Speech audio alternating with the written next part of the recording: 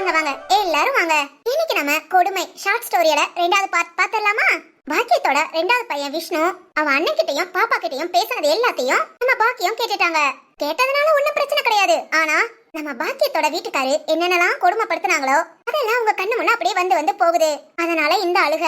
விஷ்ணு கிட்ட அம்மா கொஞ்ச நேரம் தனியா இருந்துக்கிறேன்டா, அதுக்கப்புறம் பேசிக்கலாம் அப்படின்னு சொல்லிட்டு தனியா ரூம்ல உட்காந்து அழுதுகிட்டு இருக்காங்க. வசந்த் பிரியா 2 பேரும் ஊருக்கு போயாச்சு. விஷ்ணு மட்டும் வீட்ல இருக்கான். சரி ஓகே, இப்ப பாக்கியத்தோட நினைப்பெல்லாம் பாத்துடலாமா? பாக்கியத்தோட வீட்டுக்கார் அவ்வளவு குடும்பக்காரரா? அப்படி என்னதான் பண்ணாரு? வாங்க பாத்துட்டு வந்துடலாம். ஒரு பொண்டாட்டியை எப்படியெல்லாம் நடத்தக்கூடாதுங்கிறத உங்ககிட்ட இருந்து தெரிஞ்சுக்கலாம். அப்படி நான் என்ன பாவம் பண்ணேன்னு தெரியல. கல்யாணம் பண்ணி இங்க வந்த நாள்ல இருந்து கஷ்டப்பட்டு அழுதது மட்டும்தான் அதிகம். ஏன் எதனால? பொண்ணுனாலே பிடிக்காதுங்கிறனால என்ன கொடுமைப்படுத்துனீங்களா? அப்படிப்பட்டவர் எதுக்காக என்ன கல்யாணம் பண்ணிக்கணும்? எதுக்காக 3 குழந்தைய பெத்துக்கணும்? என்னதான் கஷ்டப்படுத்துனீங்கன்னா நம்ம பெத்த பிள்ளைகளையும் அப்படித்தான். எதனால? என்ன பிறவி நீங்க? கல்யாணம் முடிஞ்ச ஆரம்பத்துல இது எல்லாத்தையும் உங்க அம்மா கிட்ட சொன்னேன். அதுக்கு உங்க அம்மா என் புள்ள இப்படித்தான், ஆம்பளைங்கன்னா இப்படிதான் இருப்பாங்க, நீ அனுசரிச்சு போன்னு சொன்னாங்க. ஆம்பளைங்கனாலே இப்படித்தான் இருக்கணுமா? கல்யாணம் முடிஞ்ச புதுசுல உங்களுக்கு ஒரு நாள் சாப்பாடு வைக்கும் போது என்ன பண்ணீங்க ஞாபகம் இருக்கா? என்னடி என்ன சமைச்சிருக்க? என்னங்க? வாயில வைக்க முடியல, உப்பு கூட போட தெரியாது. இல்லங்க, கரெக்டா தான். கரெக்டா? எங்க வாயில வச்சு பாரு. இதெல்லாம் ஒரு சாப்பாடு, இத மனசை திப்பானா? என்னங்க தூக்கி முகத்துல வீசுறீங்க. அப்புறம் சமைக்க தெரியாம நீதான் எதுக்கடி கல்யாணம் பண்ணி வந்த? வீட்டு பொம்பளைனா முத சமைக்க கத்துக்கணும், அதுக்கப்புறம் இதுக்கெல்லாம் ஆசைப்படணும். கல்யாணம் பண்ணி நானும் இல்ல தரசின்னு வந்துட்டேன். ஒரு சமைக்க துப்பு இல்ல, அதுவும் உப்பு போடாம. இண்டி உன் அப்பா அம்மாலாம் இப்படிதான் உப்பு போடாம வளர்த்தாங்களா? அதான் இப்படியே ரோசங்கிட்டு போய் நிக்கிறியே என்னமோ.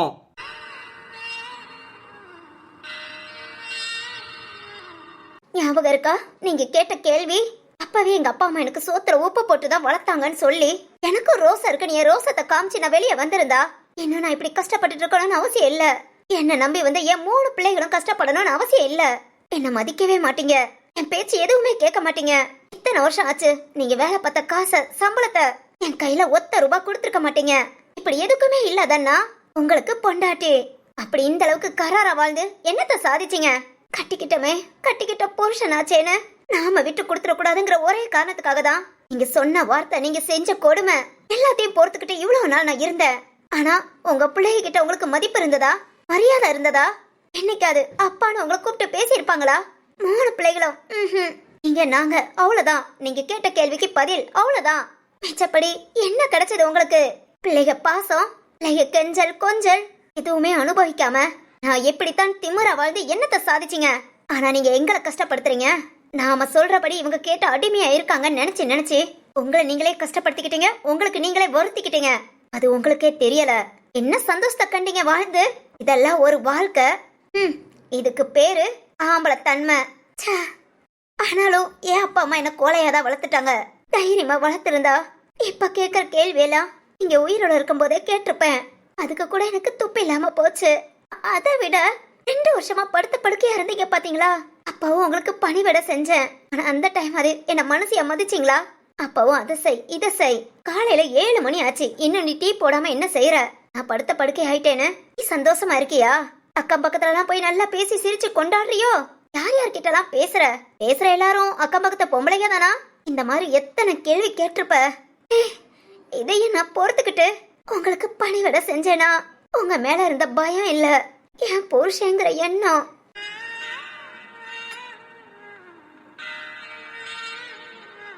அத நீ பயம் நினைச்சு சந்தோஷப்பட்டிருந்தேனா உன்னை விட முட்டாள் இந்த உலகத்துல யாருமே இல்ல. யாரும் இல்ல. பாக்கியம், நீ ஏன் அழுகுற? அழாத, நீ அழக்கூடாது. கல்யாணம் முடிஞ்ச நாள்ல இருந்து இவர் உயிர் போற வரைக்கும் இவருக்கு ஒரு நல்ல பொண்டாட்டியா நான் உண்மையா கரெக்டா தான் நடந்துக்கிட்டேன். நான் இனி எதுக்காகவும் யாருக்காகவும் அழவும் மாட்டேன், கஷ்டப்படவும் மாட்டேன். 35 வருஷமா இந்த வீட்டுக்குள்ள ஒரு ஜெயில் கைதி மாதிரி வாழ்ந்திருக்கேன். என் வாழ்க்கை இதோட முடிய போறதில்ல. இனி அது எனக்கு பிடிச்ச மாதிரி என் சந்தோஷத்துக்காக என் உயிர் இருக்கிற வரைக்கும் நான் சந்தோஷமா வாழ்வேன். முடிஞ்ச இறந்த காலத்தை நினைச்சு கஷ்டப்படுறதுக்கு நடக்கிற நிகழ்காலத்தை நினைச்சு நான் சந்தோஷப்படுவேன். கண்டிப்பா நீ படுத்த படுக்கையாயி 1 வருஷத்துலேயும் சொந்த பந்தம் அக்கம் பக்கம் ஏன் நீ பெத்த பிள்ளைங்க கூட எதுக்காக இந்த மனுஷன் இப்படி படுத்த படுக்கையா இருந்து கஷ்டப்படணும்? ஹாஸ்பிட்டல்ல டாக்டர் கிட்ட எல்லார்கிட்ட பேசுங்க, அவராவது நிம்மதியா போய் சேரட்டும்னு சொன்னாங்க. ஆனா அப்பவும் நான் சரின்னு சொல்லல. ஏன் தெரியுமா? கடைசி காலம் வரைக்கும் உன்னை நான் நல்லா பாத்துக்கணுங்கிற எண்ணம் தான் எனக்கு தாலி கட்டி பொண்டாட்டி ஆக்கிட்டேங்கிற ஒரே ஒரு காரணத்துக்காக. நான் பொண்டாட்டிங்கிற கடமையை நான் சரியாதான் செஞ்சேன். இனியும் நான் சரியாதான் இருப்பேன், சந்தோஷமாவும் வாழ்வேன். அம்மா. விஷ்ணு. அம்மா இப்போ ஓகே தானே? வாடா. சாரிமா, உங்களை கஷ்டப்படுத்தணும்னு எதுவுமே சொல்லல. அண்ணி ஒரு தடவை போன் பண்ணி பேசினாங்கம்மா. அப்ப அண்ணனை பத்தி அவ்வளவு விஷயம் சொன்னாங்க. மா, அப்பாவை பார்த்து பார்த்து இந்த மாதிரிலாம் இருக்க கூடாதுன்னு கத்துக்கிறத விட இந்த மாதிரி நாமளும் இருந்தா என்னன்னு கத்துக்கிட்டாமா. அப்பாவால நாம பட்ட கஷ்டம் போதும், இன்னொரு சைக்கோ உருவாக வேண்டாங்கிறதுக்காக தான் தங்கச்சி மினுக்கேவும் அன்னைக்கிட்ட அவ்வளவு பேச்சு பேசினேமா. அவன் திருந்தட்டோங்கிற ஒரே காரணத்துக்காக. நீ பேசின எல்லாமே சரிதான்டா. கண்டிப்பா இனி அவன் மனசு மாறுவான். அவன் கண்ணுல இருந்து கண்ணீர் வந்தது பாத்தியா? பார்த்தேமா. எனக்கு நம்பிக்கை இருக்குடா, மாறுவான். ஏன்னா உங்க அப்பா கிட்ட எவ்வளவோ நான் அழுது இருக்கேன், போராடி இருக்கேன். ஏன் ஒரு தடவை உங்க அப்பா அடிச்சு தலையில இருந்து ரத்தம் போல போலன்னு கொட்டுது. ஐயோ அம்மா வலிக்குதேன்னு கதறும் போதும் உங்க அப்பா என்னன்னு கூட கேட்டுக்கல தெரியுமா? ஐயோ என்னடி இப்படி ஆயிடுச்சுன்னு சொல்லி ஓடி வந்து பார்க்க கூட இல்ல. தண்ணி குடி, ரத்தம் நின்றோம், இந்த மருந்த போடு, சரியா போகும், ஹாஸ்பிட்டலுக்கு வா. ஒரு வார்த்தை இந்த மனசை சொல்லிருப்பான்னு நினைக்கிறியா? நான் செத்தா கூட அவன் கவலைப்பட்டிருக்க மாட்டாரா. அப்படிப்பட்ட ஈவு இறக்க இல்லாத மனுஷன். ஆனா ஓ அண்ணன் அப்படி இல்ல. நீ பேசின பேச்சுக்கே கண் கலங்கினானா கண்டிப்பா அவன் மாறிடுவான்டா. ஆமாமா. அம்மா. விஷ்ணு, நீயும் கிளம்புடா. ஊருக்கு போனோம்னா போ, உன் பிள்ளைங்க தனியா இருப்பா. பாப்பா நீ இல்லாம தூங்க மாட்டேன்னு சொல்லுவா. போடா. கிளம்புறேமா. அதுக்கு முன்ன உங்களுக்கு இங்க என்னென்ன வேணும்னு சொல்லுங்க, எல்லாத்தையும் ஏற்பாடு பண்ணி கொடுத்துட்டு போறேன். அப்புறம் அம்மா, எது ஒண்ணுனா என்ன வேணும்னாலும் சரி எனக்கு ஒரு போன் பண்ணுங்க, உடனே வந்துடுறேன். உடனே என்ன ஏதுமா நான் பாத்துக்கிறேன். சரிடா. இப்ப சொல்லுங்க, என்னம்மா வேணும்? கண்ணை மூடுனா தூக்கம் வரலடா. எவ்வளவுதான் பழசெல்லாம் மறக்கணும், புதுசா மாறணும்னு நினைச்சாலும் மைண்ட் ஃபுல்லா பழைய நினப்பு வந்து வந்து போகுது. என்ன அறியாம அது என்ன கஷ்டப்படுத்துத, அழுக வைக்குது. ஃபர்ஸ்ட் நான் இதெல்லாம் மறக்கணும் விஷ்ணு. அதுக்கு ஏதாவது. அம்மா அம்மா, உங்க மனசு ரிலாக்ஸா இருக்கணும், ரொம்ப அமைதியா பழசெல்லாம் மறந்து. ஆமாடா. மா, யோகா கிளாஸ் போறீங்களா? யோகா கிளாஸா? ஆமாமா, நம்ம ஊர்லயே இருக்குமா. நம்ம ஊர்ல எங்கடா? மா, நம்ம சிவன் கோயில்ல டெய்லி காலையில 5 மணிக்கு யோகா கிளாஸ் நடத்துறாங்கம்மா. சின்ன பிள்ளைங்கள இருந்து பெரிய ஆள் வரைக்கும் யாருனாலும் போய்க்கலாம், கலந்துக்கலாம். இத்தனைக்கு ஃப்ரீயா தான் யோகா சொல்லி கொடுக்குறாங்க. விஷ்ணு, யோகா படிச்சுக்கிட்டா மனசு நிம்மதி கிடைக்குமா, மனசு ஒரு நிலப்படும், பக்குவப்படுமா. அப்படியா? நம்ம வீட்ல இருந்து நடந்து போற தூரம் தான் சிவன் கோயில். டெய்லி காலையில அங்க போயிட்டு வாங்கனே. இப்படியே நேரத்தோட நீங்க கண் முழிச்சிடுவீங்க. டெய்லி சிவன் கோயிலுக்கு போங்கம்மா. அப்படியே யோகா கத்துக்கிட்டு ஒரு 7:30 வீட்டுக்கு வந்துருவீங்க. அதுக்கப்புறம் நீங்க மாடுக்கு தண்ணி வைக்கிறது, கோழியை பாக்குறது எல்லாத்தையும் பாத்துக்கலாம். ஆமாண்டா, என் வேலையிலயும் எந்த பாதிப்பும் இருக்காதுல்ல. ஆமாமா. சரி சரி. விஷ்ணு, இதுக்கு முன்ன கூட எதுக்கும் கேட்கணுமா? அதெல்லாம் கேட்க தேவையில்லமா, யாருனாலும் கலந்துக்கலாம். நீங்க காலையில 5 மணிக்கு எழுந்து கிளம்புங்க. 4:30 எழுந்துருங்க. மெதுவா நடந்து போங்க. அங்க போக எல்லார்கிட்டயும் பேச, அப்புறம் யோகால கலந்துக்க கரெக்டா இருக்கும். பேசிக்ல இருந்து ஸ்டார்ட் பண்ணுவாங்க. உங்களால முடிஞ்சதை செய்யுங்க. உங்களால முடிஞ்சதை மட்டும் தான் அவங்க சொல்லி கொடுப்பாங்க. அதை மட்டுமே நீங்க கண்டினியூ பண்ணுங்க. சரிடா. சரிமா, நாளையில இருந்து அதை போயிட்டு வந்துட்டு எனக்கு போன் பண்ணி சொல்லுங்க எப்படி இருந்ததுன்னு. கண்டிப்பா விஷ்ணு. நம்ம வாணிய உங்களை பாத்துக்க சொல்லிருக்கேன். அவ எதுக்குடா? அவ குடும்பமும் கஷ்டப்படுறது தெரியும்ல. நம்ம சொந்தக்காரப்புல எங்களுக்குலாம் தங்கச்சிமா. அப்பா ஆனா ஒரு நாள் கூட இந்த வீட்டுக்குள்ள கூட அவங்கள விட்டது இல்ல. ஏன்னா நம்ம காசு பணத்தை சுருட்டிட்டு போயிருவாங்க நினப்பு. ஆமாண்டா, இந்த பிள்ளைக்கெல்லாம் 1 ரூபா கஞ்சி கொடுப்போம்னு நினைப்பேன். அதை கூட உங்க அப்பையும் கொடுக்க விட்டது இல்ல. இப்ப அவ வந்து எல்லாத்தையும் பாத்துக்குவா. உங்களுக்கு தான் அவளனா பிடிக்கும்ல. உங்களுக்கு பேச்சு துணையா இந்த மாடு ஆடு கோழி எல்லாத்தையும் பாத்துக்க. சரிடா. அப்பாடா, நீங்க மாட்டேன்னு சொல்லிடுவீங்களா என்னமோ கொஞ்சம் பயமா இருந்ததுமா. இது போதும், சந்தோஷமா இருக்கு. ஆமா, வேற ஏதாவது? இல்லடா, ஃபர்ஸ்ட் நாளைக்கு யோகா கிளாஸ் ஸ்டார்ட் பண்றேன். அப்புறம் கொஞ்சம் கொஞ்சமா ஏதாவது ஒண்ணுன்னா நான் உன்கிட்ட கேட்டுக்கிறேன். சரிமா. நான் ஊருக்கு கிளம்பட்டுமா? விஷ்ணு, போக மலைச்சுக்கிட்டே இருந்த, இப்ப என்ன? உங்க மேல நம்பிக்கை வந்துருச்சுமா, நீங்க இனி சந்தோஷமா இருப்பீங்கன்னு. விஷ்ணு. இல்லம்மா, எல்லாரையும் போங்க நான் இங்கே இருந்துக்குவேன்னு சொல்லும் போது வீட்டுக்குள்ளே அடைஞ்சு கிடந்து நீங்க இன்னும் உங்களை வருத்திக்கிடுவீங்களோன்னு பயந்தேன். ஆனா இப்ப அந்த பயம் இல்ல. ஏமா, இனி சந்தோஷமா இருப்பாங்கங்கிற நம்பிக்கை வந்துருச்சு. சரிடா. 35 வருஷமா தொலைச்ச வாழ்க்கை, இங்க வாழாத வாழ்க்கைய இனி வாழ்ந்து பாருங்க. பிறந்தோம் வளர்ந்தோம் கஷ்டப்பட்டோம் போனோம், என்னமா இருக்கு? ஒரு நாள் வாழ்ந்தாலும் நமக்கு பிடிச்ச மாதிரி வாழணுமா. இனி அந்த வாழ்க்கைய கண்டினியூ பண்ணுங்க. சரிடா. விஷ்ணு. என்னம்மா? அம்மாவை இந்த அளவுக்கு புரிஞ்சுக்கிட்டியே, இதுவே போதும்டா. அம்மாக்கு சந்தோஷமா இருக்கு. உன் பிள்ளைமா, உன் கஷ்டத்தை பார்த்து வளர்ந்த புள்ள உன்ன புரிஞ்சுக்காம என்னம்மா? என் அம்மாவை பத்தி எனக்கு தெரியும். சரிம்மா, நான் கிளம்புறேன். டெய்லி போன் பண்ணுங்க. போனை மட்டும் கையில வச்சிருங்க, சுவிட்ச் ஆஃப் பண்ணிடாதீங்க. என்கிட்ட கான்டாக்ட்ல இருங்க. அம்மா, நீங்க ஒரு தடவை போன் எடுக்கலனாலும் நாங்க உடஞ்சிருவேன், மறந்துடாதீங்க. அதை எப்படா மறப்பேன்? இனி எனக்கு இருக்கிறது நீங்க 3 பேர் தானே. என்ன உங்க கூட வந்து அங்க வீட்டுக்குள்ளேயே அடைஞ்சு கிடக்க வேண்டாம்னு நினைச்சேன். எப்படி பேரப்பிள்ளைய பார்க்கணும்னு இஷ்டம் இல்லாமலாம் இல்லடா. இன்னும் ஒரு 4-5 வருஷம் இன்னும் ஆள் தவங்கிட்டேனா உங்களை நம்பி உங்க கூட தானே இருக்க போறேன். என் பேரப்பிள்ளை தானே என்ன பாத்துக்க போகுது. சரிங்கம்மா. சரி, பார்த்து போயிட்டு வா. என் மருமகளையும் கேட்டேன்னு சொல்லு. சரிங்கம்மா, பாரேம்மா. போயிட்டு வரேன்னு சொல்லு. போயிட்டு வரேம்மா. போயிட்டு வாயா.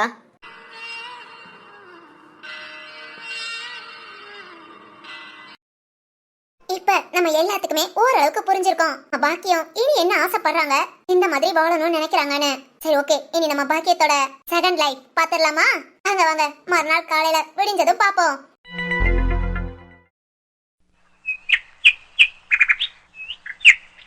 மறுநாள் காலையில வந்தாச்சு. நம்ம பாக்கியமும் காலையில கரெக்டா 4:30க்கு எழுந்து வீட்ல இருந்து மெதுவா சிவன் கோயிலுக்கு நடந்து வந்துட்டாங்க. இதான் சிவன் கோயில் மண்டபம். விஷ்ணு இங்கதான் யோகா நடக்கும்னு சொன்னா, ஆனா யாரையுமே காணுமே.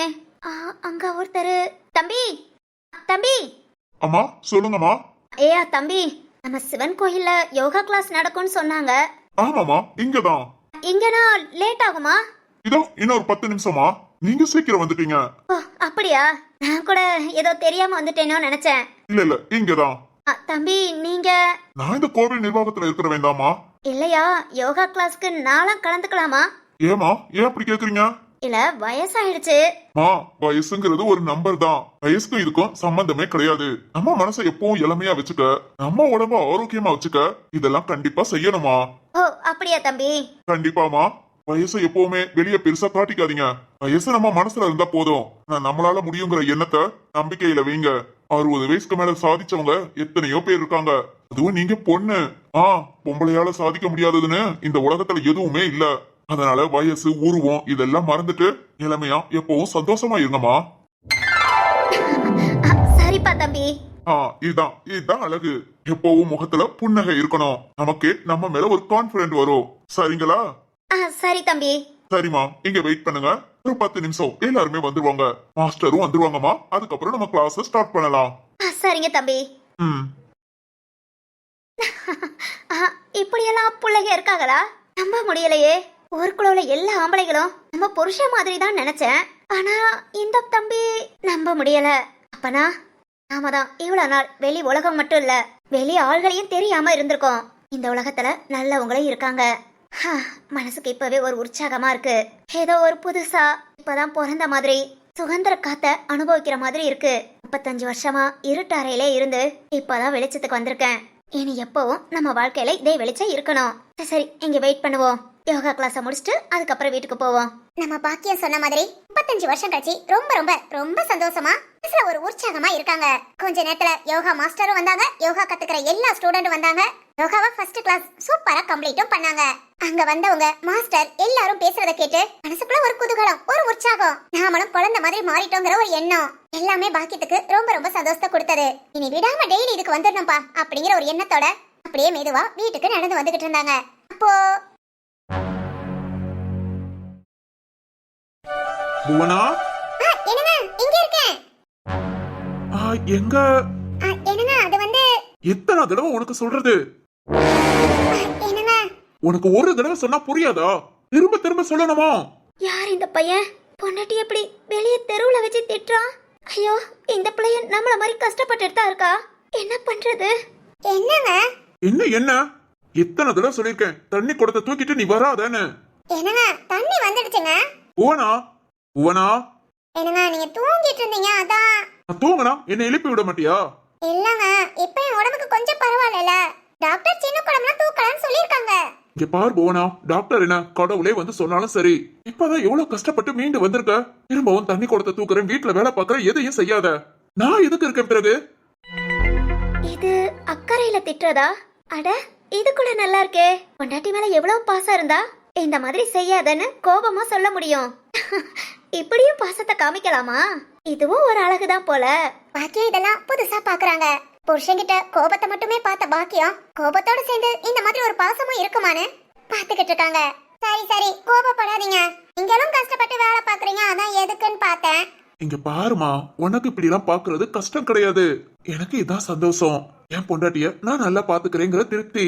அது மாதிரி இந்த குடம் தூக்குறது உனக்கு தான் கஷ்டம், எனக்கெல்லாம் கஷ்டம் கிடையாது.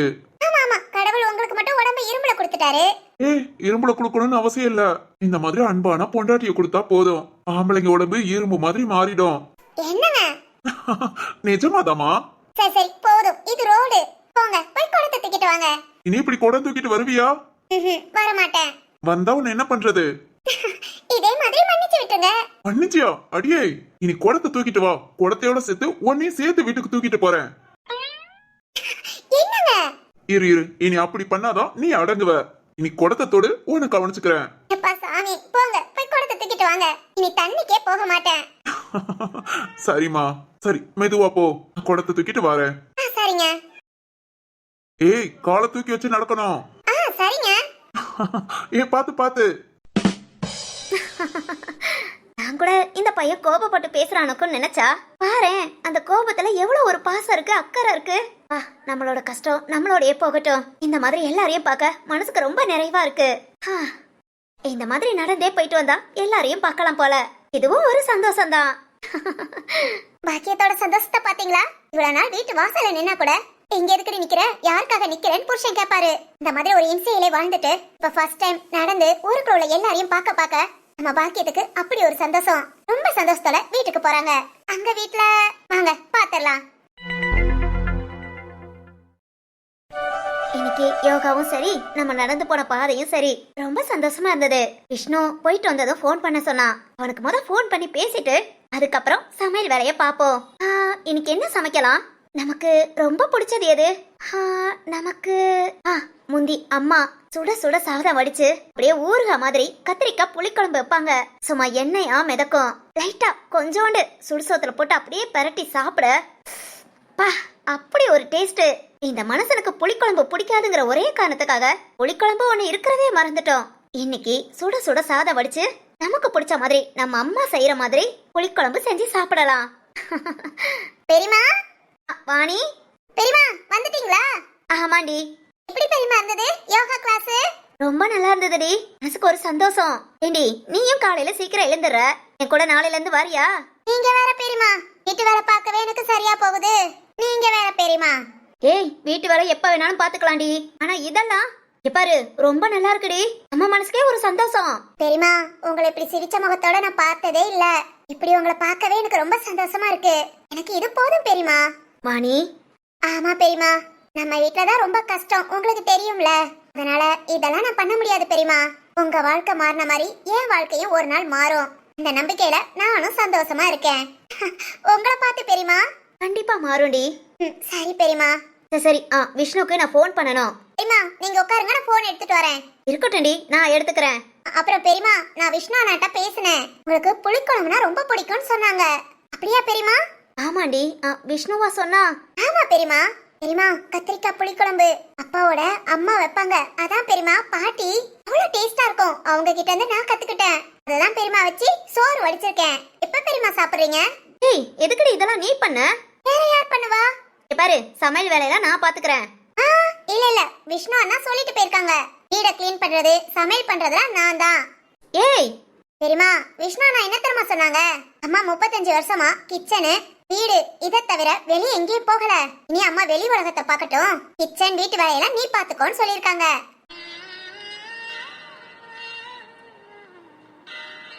அப்படியாடி சொன்னா? ஆமா பெரியமா, அதான் விஷ்ணு அண்ணாட்ட கேட்டேன். அம்மா புளிக்குழம்பு பிடிக்கும், ஆனா இது வரைக்கும் சொன்னது இல்ல, வச்சதும் இல்ல. உனக்கு வைக்க தெரியுமான்னு கேட்டாங்க. ஐயோ அண்ணா, புளிக்குழம்பு தான் என்னோட ஃபேவரட். புளிக்குழம்பு வீட்டுல வச்சா எல்லாரும் சோறு அடியும் புடியுமா சாப்பிடுவாங்கன்னு சொன்னேன். உடனே அத நீ முத செய் சொல்லிட்டாங்க. பெரியமா, சாப்பாடு எடுத்துட்டு வரட்டா? இல்லடி, மணி 8 தானே ஆகுது. விஷ்ணுட்ட பேசிட்டு ஒரு 9:30க்கு 2 பேரும் சேர்ந்து சாப்பிடலாம். சரிங்க பெரியமா, நீங்க அண்ணன் கிட்ட பேசுங்க, நான் துணி எல்லாம் துவைச்சு போட்டு வந்துடுறேன். சரிடி. என் மகன் என்னை பத்தி இந்த அளவுக்கு புரிஞ்சு வச்சிருக்கானா? இவ்வளவு நாள் இந்த மனுஷனை மட்டுமே பார்த்து பார்த்து நம்ம பிள்ளைகளை கூட கவனிக்காம விட்டுட்டோம்ல. என் மகன் குணமும் நல்ல குணம், என் புருஷன் மாதிரி கிடையாது. கண்டிப்பா அவனுக்கு வந்த பொண்ணு, அவனுக்கு பிறந்த பொண்ணு 2 பேருமே ரொம்ப சந்தோஷமா இருப்பாங்க. சரி சரி, விஷ்ணுவுக்கு கால் பண்ணி பேசலாம், ரொம்ப சந்தோஷப்படுவான். பாக்கியம் விஷ்ணுவுக்கு கால் பண்ணி இங்க என்னென்ன நடந்ததோ எல்லாத்தையும் ஒண்ணு விடாம சொல்லிக்கிட்டு இருக்காங்க. சொல்ல சொல்ல பாக்கியத்துக்கு எவ்வளவு சந்தோஷமோ அதை கேட்க கேட்க விஷ்ணுக்கு அதை விட பல மடங்கு சந்தோஷம். நம்ம அம்மா பேச்சுல இவ்வளவு சந்தோஷத்தை பாக்குறது அவனுக்கும் ரொம்ப ரொம்ப மகிழ்ச்சியா இருந்தது. இதே மாதிரி ஒவ்வொரு நாள் பொழுதும் போய்கிட்டே இருந்தது. அப்புறம் ஒரு நாள் காலையில நம்ம பாக்கியம் யோகா கிளாஸ்க்கு போயிட்டு திரும்பி வரும்போது அங்க நடந்த சம்பவம் வாங்க என்னன்னு பாத்திரலாம்.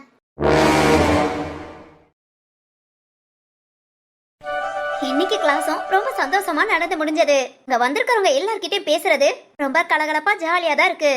என்ன சத்தம்? என்னங்க வேண்டாங்க வேண்டாம். என்னடி என்ன உன் இஷ்டத்துக்கு செய்வியோ? வேண்டாங்க என்ன இது எப்படி ரோட்ல வச்சு? வேண்டாங்க வேண்டாம். இனி நான் சொல்றத கேட்டியா? அடிக்காதீங்க கேக்குறேங்க கேக்குறேன். அந்த போயும் இருக்கட்டும், ஒழுங்கா சோத்த வடிச்சியா? பொம்பளையா வீட்டு வேலையெல்லாம் பாத்தியா? உன்னால முடிஞ்ச அளவுக்கு சம்பளத்துக்கு எங்கேயாவது வேலைக்கு போனியா? திரும்ப வீட்டுக்கு வந்து புருஷனுக்கு நல்லா ஆக்கி போட்டியான்னு இரு. அதை விட்டுட்டு நீ வேலைக்கு போ, ஒழுங்கா குடும்பத்தை பாருன்னு என்ன சொல்லக்கூடாது. சொல்லுவியாடி? சொல்ல மாட்டேங்க. நீ கேள்வி கேட்டு இப்ப நம்ம பிள்ளைகளும் கேள்வி கேக்குதுங்க. நான் ஏன் இஷ்டத்துக்கு தான் இருப்பேன். ஏதாவது கேட்ட கேட்க மாட்டேன் கேட்க மாட்டேங்க. போயும் இருக்கட்டும். டேய் டேய் மச்சான், இன்னொரு 10 நிமிஷத்துல வந்துருவேண்டா. காலையிலே வானா? நேத்தே ஏற்பாடு பண்ணேன்னு சொன்னேனா இல்லையா? பண்றியா? சரி சரி, இதோ 10 நிமிஷத்துல வாரேன். ஏடா போன வை, நான் வரங்குள்ள சமைச்சு நல்லா ருசியா ஏதாவது குழம்பு வச்சிரு. எனக்கு காலையிலே குடிக்கவா? ஏய், இப்பதானே இத பத்தி எல்லாம் பேசக்கூடாதுன்னு சொன்னேன். இல்லங்க வேண்டாம், நான் கேட்கல. நீங்க போயிட்டு வாங்க, நான் சமைச்சு வச்சிருக்கேன். நம்ம புருஷனாவது வீட்டு சத்தம் வெளியே கேட்க கூடாதுன்னு வீட்டுக்குள்ள வச்சே கொடுமைப்படுத்தினா, ஆனா இவளோட புருஷன் வெளியே வச்சு யார் பாக்குறா என்ன ஏதுன்னு யோசிக்காம இப்படி அடிச்சிட்டு போறான். என்ன மனுஷங்க அவங்க? இந்த பொண்ணுட்ட ஏமா இங்க பாருமா. என்னம்மா வேணும்? உன் புருஷனாமா அது? இல்ல என் தலை எழுத்து.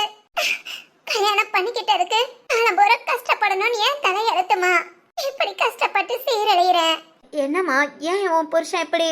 அவனுக்கு கொடிதாமா முக்கியம். குடிச்சே சாகடிக்கிறான். இதுக்கு ஒரே தான் நானும் என் பிள்ளையும் போய் சேர்ந்துட்டா கூட ரொம்ப சந்தோஷப்படுவான். அம்மாமா அப்பெல்லாம் பேசாதம்மா. இங்கம்மா எனக்கு நிம்மதினா நான் போய் சேர்ந்தாதான். இல்ல ஏன் நேரம் என்ன நம்பி என் பிள்ளையும் வந்து கஷ்டப்படுது. இங்க போய் என்னத்த சொல்ல? ஏமா இங்க பாரு. என்ன இது இந்த பொண்ணு இப்படி பேசிட்டு போறா? இவ்வளவு நாள் நம்ம சந்தோஷத்தை மட்டும்தான் பார்த்துட்டு இருந்தோம். ஆனா இப்படி கஷ்டப்படுறவங்களும் இன்னும் இருக்காங்க. இதெல்லாம் எப்ப மாறும்? என்ன மாதிரி இந்த பொண்ணும் அப்படியே பேசிட்டு போறா. ஆரம்பத்துல நான் நினைச்சது என்னோட கஷ்டம் நான் செத்தாதான் போகும்னது. அது அப்படியே சொல்லிட்டு போறானா நம்ம மன வேதனை தானே அவளுக்கும் இருக்கும். இதுக்கு நம்ம இப்ப என்ன பண்ண போறோம்? இதுக்கெல்லாம் ஒரு முடிவு கிடையாதா? பொண்டாட்டிங்க புருஷனை குடும்பப்படுத்துறாங்க, அதை செய்யறாங்க இதை செய்யறாங்கன்னு நம்ம வாணி அக்கம் பக்கத்துல எல்லாரும் பேசி சொன்னோம், கேள்விப்பட்டோம். ஆனா பொண்ணுங்க படுற கொடுமை எல்லாத்த விட மோசமால இருக்கு. இதுக்கெல்லாம் தீர்வு தான் என்ன? இதை நானும் கண்டு காணாம போகவா? அவ சொன்ன மாதிரி அவளோட நிம்மதி அவ ஒண்ணு போய் சேர்ந்தா கிடைக்கும். இல்லாட்டி இல்ல வாழ்ற கடைசி நாள் தெரிஞ்சுக்கிட்டே வாழவா?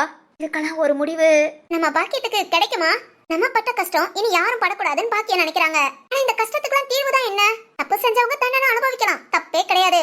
எந்த தப்பும் செய்யாம நம்ம புருஷன் நம்ம குழந்தைங்க நம்ம வீடு இதுதான் முக்கியம் நினைக்கிற பொண்ணுங்க கஷ்டப்படுறது எந்த விதத்துல நியாயம்? இந்த கஷ்டத்துக்குலாம் தீர்வு தான் என்ன? இந்த தீர்வை பாக்கியம் கண்டுபிடிப்பாங்களா? சரி ஓகே, இதோட தொடர்ச்சியா நாளைக்கு பார்ட் 3 கிளைமாக்ஸ் வீடியோவா நாளைக்கு பார்த்தலாமா? ஓகே ஃப்ரெண்ட்ஸ், வீடியோ பிடிச்சிருக்கா? லைக் பண்ணுங்க, ஷேர் பண்ணுங்க, நம்ம சேனலை சப்ஸ்கிரைப் பண்ணி சப்போர்ட் பண்ணுங்க. இனி நாளைக்கு பார்க்கலாம். Bye friends. இப்படிக்கு உங்கள் லீலா கணேஷ்.